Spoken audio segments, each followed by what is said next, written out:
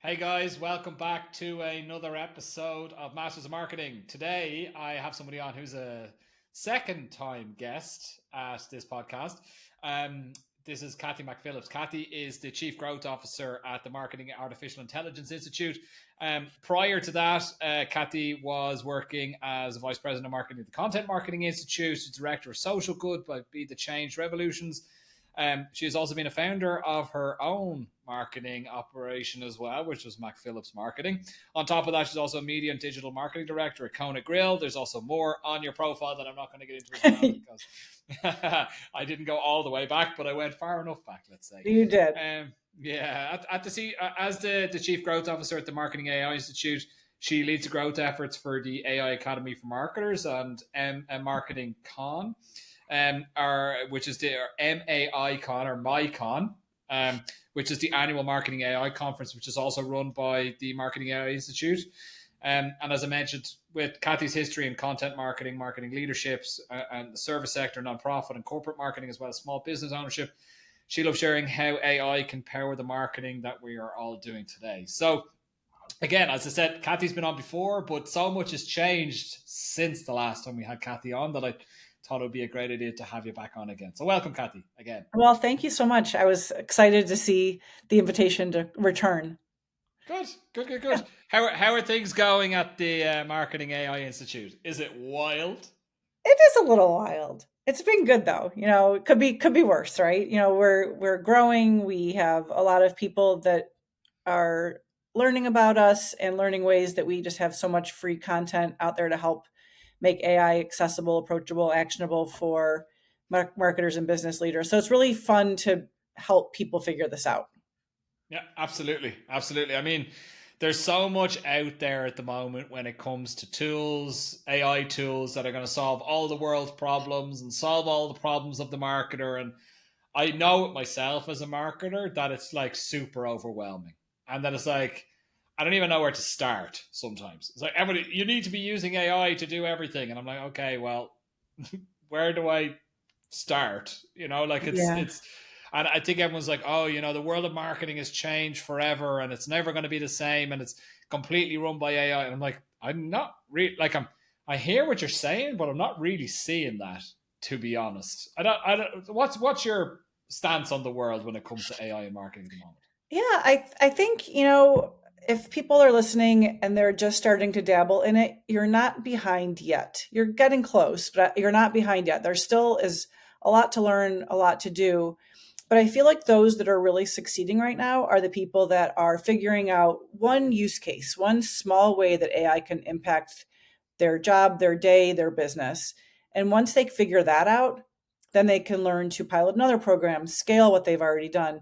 So it really just takes that first step to jump into it. And you brought up the point about, where do you start? And I think education is the biggest barrier that we're seeing for companies.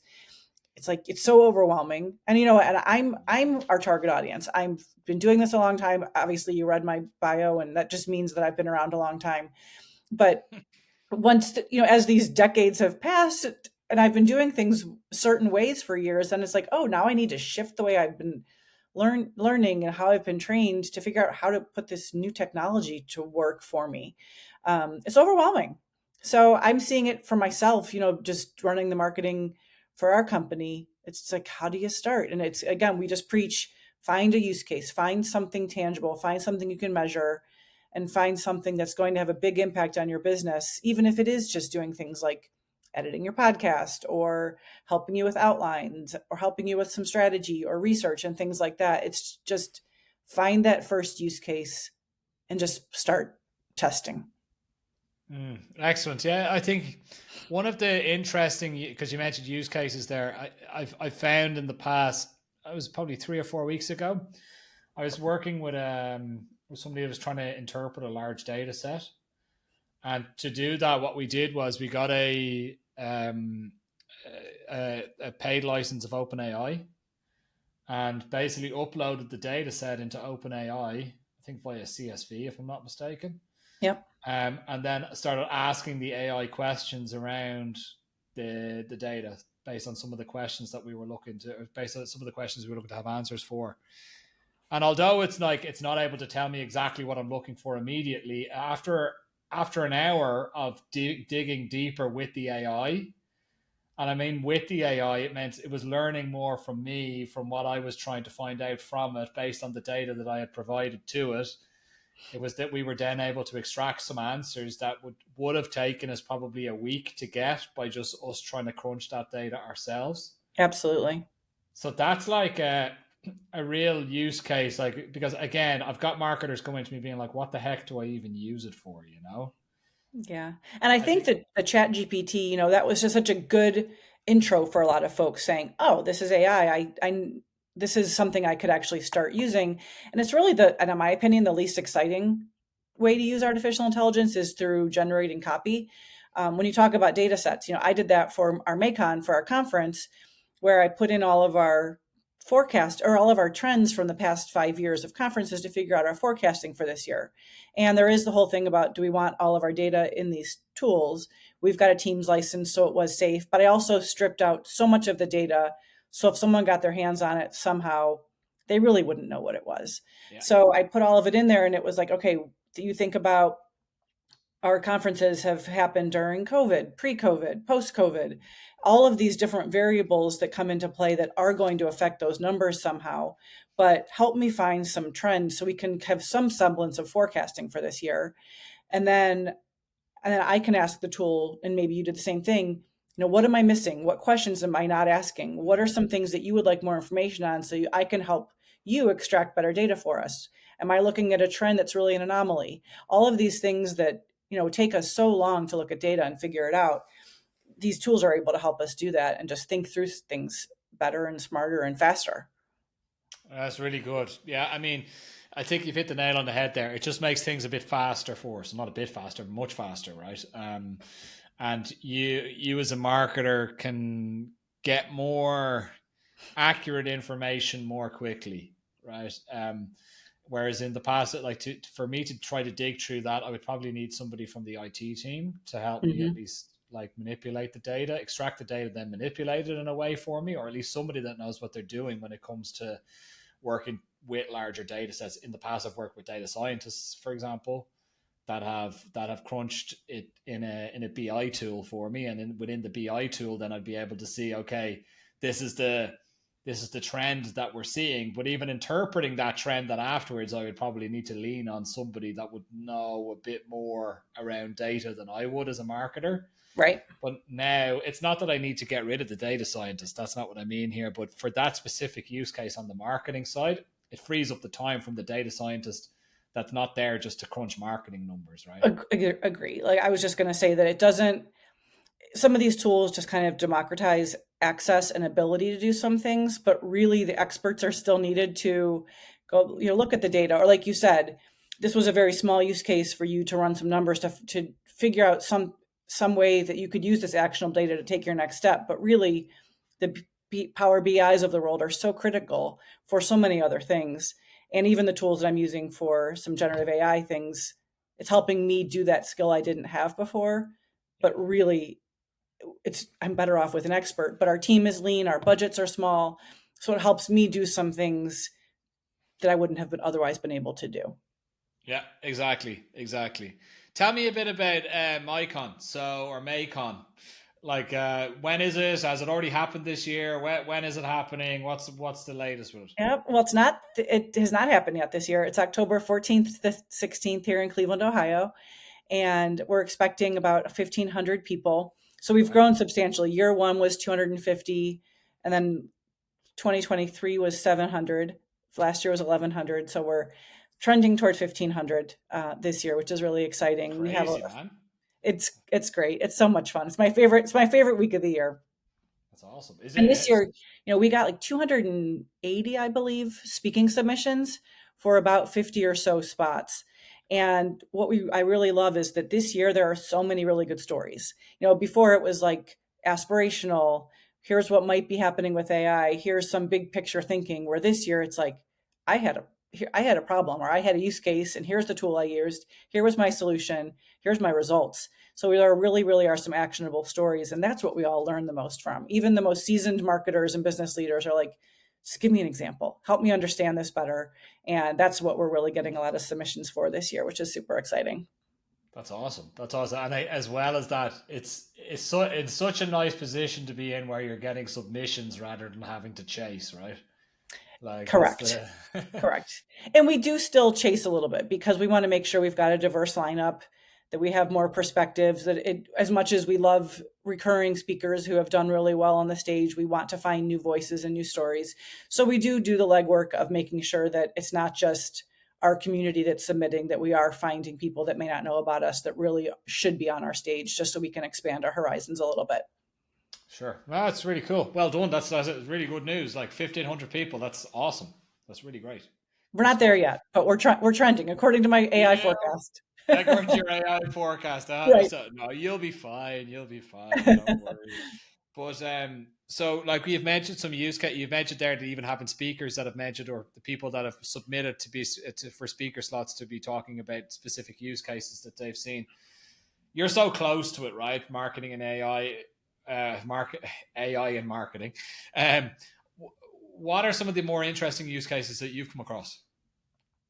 Right now, I think I'll just use our team as an example. We're getting a lot more into the research side of looking at deep research from OpenAI and ChatGPT specifically, but other tools do have the deep research capabilities. An example is I am hosting a webinar in a little while, and Mike on our team usually does our webinars. I'm doing this one, and I knew up until 2 weeks ago, knew zero about this company. So I went into deep research and I said, tell me about this company, pull some resources. Here's what I'm doing. Here's our webinar topic. Here's our audience. Give me all the information. Help me come up with some Q&A, some seated Q&A questions. Help me, as a marketer, why would this tool be useful? And it gave me just pages and pages and pages of notes, which I read. And then I went through to those sources because I wanted to make sure that AI was giving me the right information, but I still wanted to go back and read the sources to make sure I really fully understood what I was talking about. So using it for research has been incredible. I believe last time we talked, I talked about how I'm using it on our podcast to produce our podcast, and Clara and our team has really taken over that portion of the producing, but I'm still, assisting where I can. But, the fact that I'm producing a podcast with no audio visual video experience, again, is that democratization of I can do that. Are there better producers that can do much better than I can? Absolutely. But are we able to turn around a podcast in a few hours, which is news focused and is timely, so we have to get it out quickly? We can do that now. And that's using AI to help us with that. That's awesome. That's awesome. Tell me more about the podcast. What's the focus? What are you doing on it? Yeah, so it's the artificial intelligence show. So Mike and Paul on our team get together each week and synthesize about 40 to 50 news articles each week on artificial intelligence. So it ends up being 3 main topics, and then do some rapid fire because there's way more than 3 things happening in the world of AI every week. And it's about an hour and 15-minute podcast each week. They record on Monday mornings. Claire gets it into Descript, edits it, does all the things she needs to do in there, outputs it. We then generate 4 blog posts, about 15 to 20 YouTube shorts, social shares. All of that we're able to do in less than 24 hours to turn it around to get it live by Tuesday morning. So AI is not only helping us do all of the things to get it live, it's also helping us do the things we wouldn't have had the time to do. And so we can get it out, we can promote it elsewhere, we can have all these short bite-sized content pieces to share other places, because people like to digest content in different ways. It transcribes it. So we've got the transcription on our blog. So if people want to read it versus listen or watch it, they can. And our numbers, I mean, granted, it's artificial intelligence, so it is timely from a news standpoint. It's the hot thing. But the fact that we can get it out there in so many places, we've went from, 100-ish downloads a week to now we're over 8,000 downloads a week, strictly because I believe we're able to publish it so quickly and get these different promotional pieces of content out there so quickly. So AI has helped elevate that and put it in a really great position for growth. It's our biggest content piece of the company, and our whole strategy revolves around the podcast each week. Interesting. Okay, that's a really great use case there. So you're creating blogs essentially as well off the back of that. So you querying So for that, are you then taking the transcript, feeding that into, for example, OpenAI, ChatGPT, and saying create a blog post on this, or are you taking the transcript yourselves and writing a blog post? How's that working?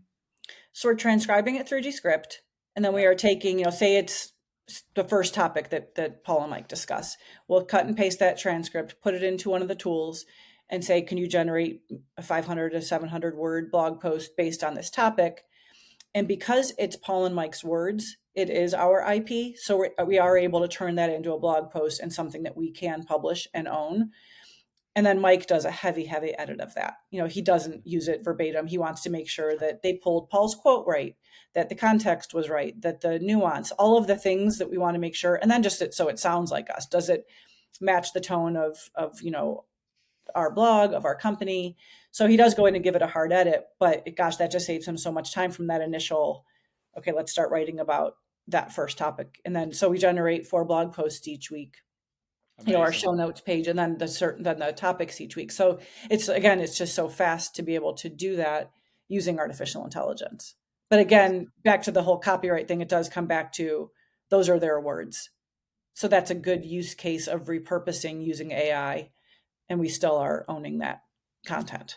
yeah, that's a good point around the ownership of content, because I think when you start talking about using OpenAI to create thought leadership content, for example, or blog posts or whatever, it often raises a lot of red flags, Mm-hmm. because they're like, well, you're just being lazy, or people don't really understand what the impacts are on SEO, if any impact on SEO. People automatically think, oh, I can't be creating blog posts because via AI, because if I put that live on the site, Google's going to recognize it, and also slap me on the wrist from an SEO perspective, etc. But what you're saying to me here is that it's actually because it's your you own the content essentially, because it's their words, it's what they're talking, it's their ideas, etc., talking about a specific thing, their intellectual property. That is different than just coming up with something that's taught leadership focus and getting that created via AI. Is that correct? That is correct. Also, I'm not a lawyer. I am No, not that's giving fine. That's I fine. am not giving legal advice. Talk to your IP attorney, talk to your attorney. But as we understand it, the way we are using it is okay. And we're in the US, and I know and US copyright law is changing. I know there are other laws elsewhere, but the way we are using it today, we understand that to be okay. Okay, so like I actually, it's the first time that anybody said it to me about from a legal perspective. Most people are more concerned about, hey, is this going to be troublesome for me from like a Google perspective, right? If I'm using AI to create my content, that's what most Yeah, people and we say. don't think, I don't think that you're going to get dinged if you're using AI generated content, if you're using it the right way. If you're using it to help you outline, if you're using it to run it through Hemingway to get some changes in tone or a different way to say words. I think all of those things are really, really helpful. If you're putting in a topic, if you're, in a market muse and you're saying, and market muse is saying this topic is trending, you should be writing about this topic. If you say, write me a blog post about this, and that's what you use and you cut and paste it, of course you're going to get dinged. But you would have gotten dinged else, if you would have done it that way, writing it by hand, writing it yourself as a human. Anyone that has been taking shortcuts along the way and is now taking shortcuts through AI, you've been doing it wrong the whole time anyways. So just keep doing content the way you have been and using AI as an assistant, as an augmenter, and not as a replacement to you, that you'll be okay. That's really good advice. I think the thing that I've seen is being lazy. To your point, just being lazy generally and sloppy has always been an issue, right? Yes. I think there's just more opportunity to find more lazy and sloppy marketers out there Oh, nowadays absolutely. because of AI. That's Yeah. basically where we're at, right? Yeah. So I see it across social media, and I see it across websites. I see social's probably a good one. You see a lot more people that have never posted before start get very active on the likes of LinkedIn, as an example, and you can tell a mile away if it's them or not. I don't know. Well, that's just me. I'm guessing, but you can be pretty certain who's the person that's putting into ChatGPT saying, "Hey, write a blog or write this social post for me, please." And then you see a Correct. blatant copy and paste job directly Correct. from ChatGPT. Go live with it. It's like obvious. Yeah, and we do use AI to generate some of our social copy if we are trying to distribute a blog post, distribute the podcast. But Claire and our team, she built a custom GPT strictly for the podcast to create social for the podcast. And she put in, here's our goals, here's our language, here's what we want it to look like, here's how we want it to sound. And then she'll put back in, here's what we ended up doing, because she'll go in and she'll edit it. So here's what we ended up using. And then the GPT is learning what Claire is looking for. So again, she's going in, it's giving her a starting point. Great. She's going in and she scraps some of them because it's just not right. She fixes some, and then she'll talk, then go back to the GPT and say, here's what I used. So then next week when the podcast is live, the GPT says, okay, now I know what Claire's looking for. So it does give us more time to do other things. Like I said, it gives us more time to amplify content in different ways. It gives us time to be on social and actually be social, talk to our customers, do the things social media was created for, but it still gives us the opportunity to distribute our content. I think that's a really good point that you just raised. So that's Clara's doing that with the company profile, right? So Correct. where I think that's like a really, really great approach. I actually love that, and I'm going to speak to my team about that. That's a really nice approach. And actually, the thing that I really like is about feeding the information back into ChatGPT after you say, "Hey, look, this is actually not good," or Right. this is the way that we decided to go with it, so that the LLM is learning, right? So that you get to a nice flow then at a certain point, right?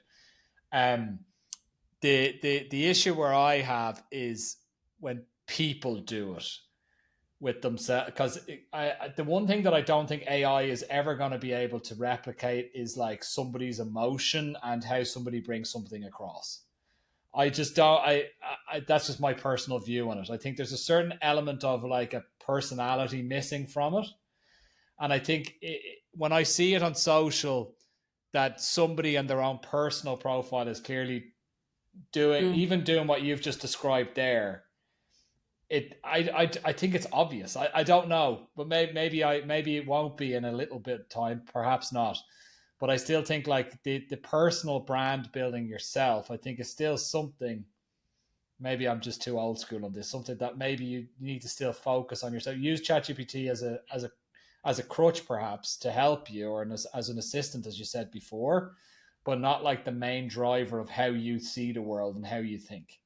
It's probably the best way. Interesting you say that. I actually have been using a custom GPT that I created that does sound like me. It actually sometimes sounds more like me than I'm able to verbalize or to write down. Again, but I'm feeding it back what I've been posting about. So it's learning my tone, it's learning my interest, it's learning how I view the world, it's learning how I think about AI, and it's fascinating. But again, it's a lot of me doing the hard work of putting things back in, teaching it about me, helping me, or me establishing a point of view and having AI understand what my point of view is.